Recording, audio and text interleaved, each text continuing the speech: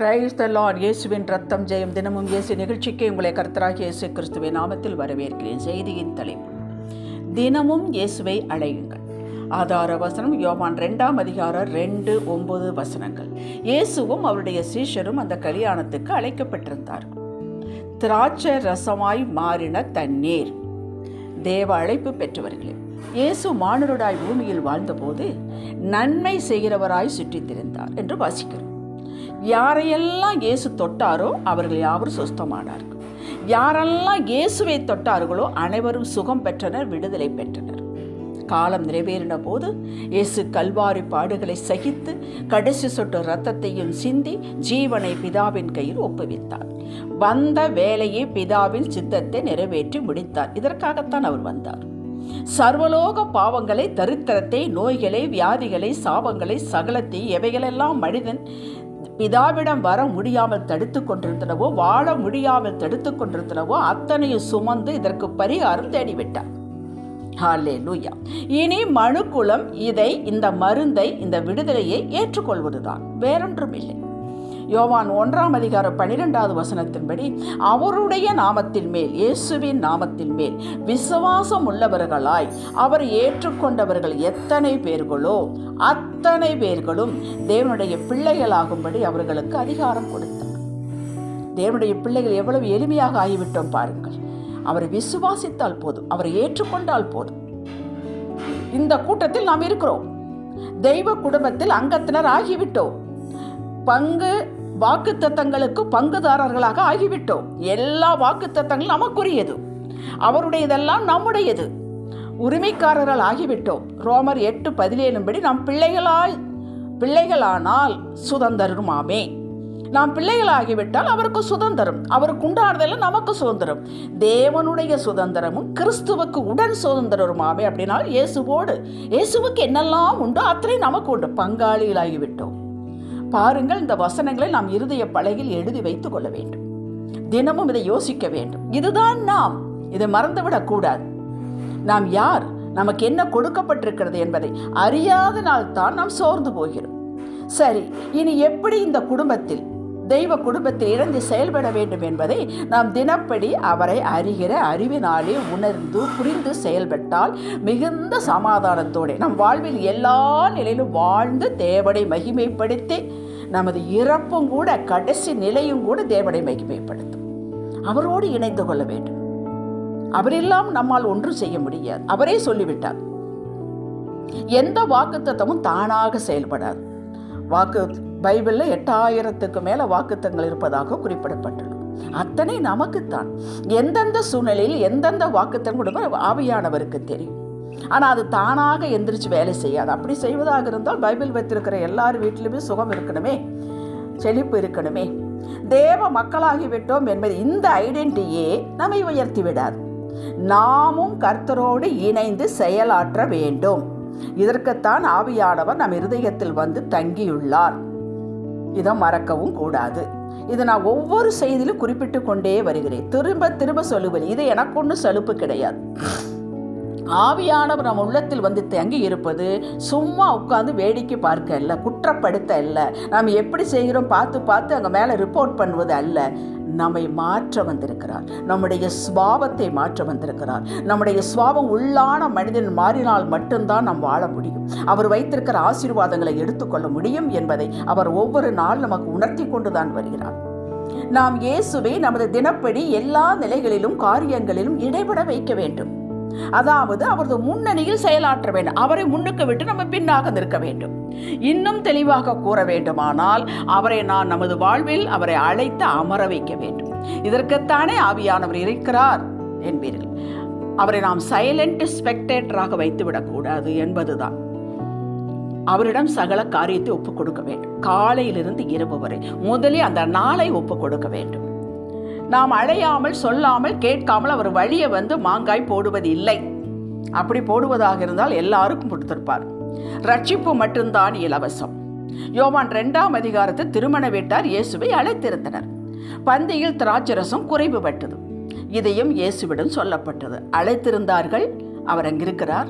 அவர் அங்கு இருப்பதினாலே எல்லாம் பிரமாதமாகி விடாது. அவர் போட்டில் இருப்பதினாலே அலைகள் வராமல் இருக்கவில்லை.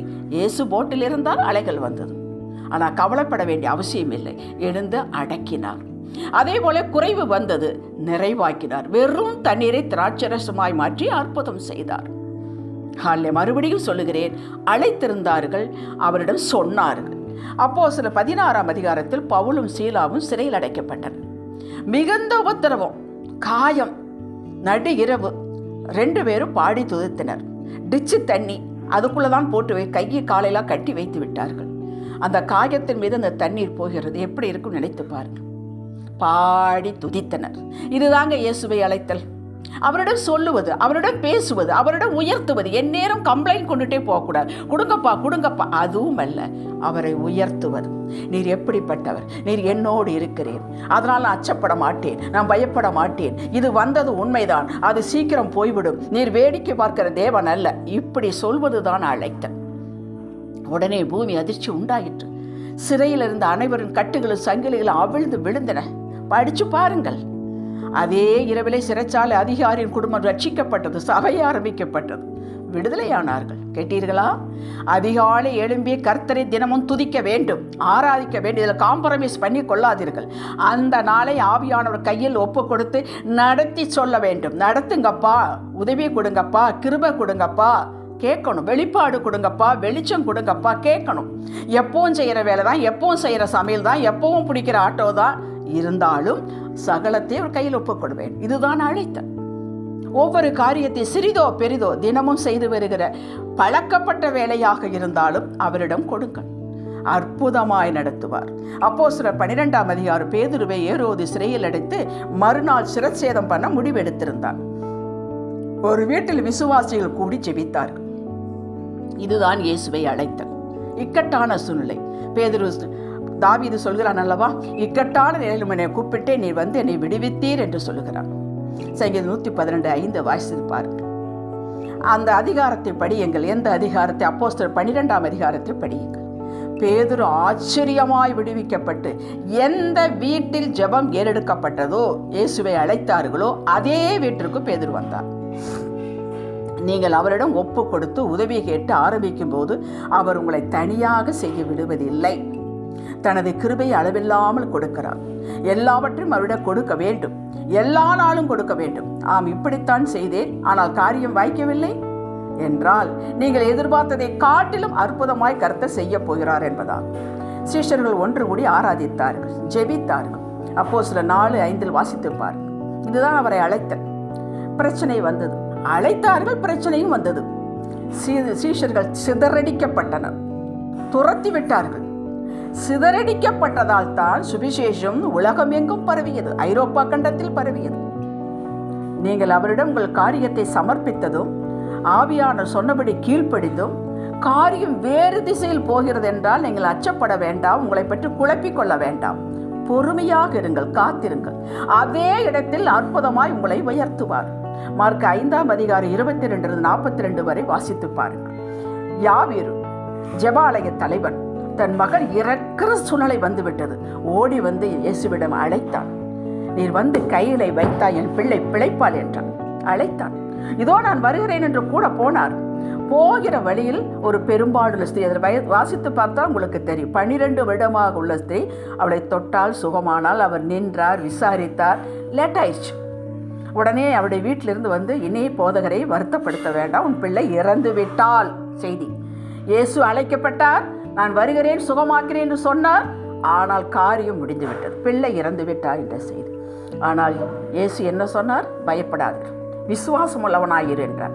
நீ என்னை அழைத்தாய் அல்லவா, உன் கைகளை என் பிள்ளை மேல் வைத்தால் பிழைப்பாள் என்று சொன்னாய் அல்லவா, இது நடக்கும், விசுவாசம் உள்ளவனாயிரு என்றார். வந்தார், தொட்டார், கைப்பிடித்து தூக்கினார், பிள்ளை எழுந்தார்.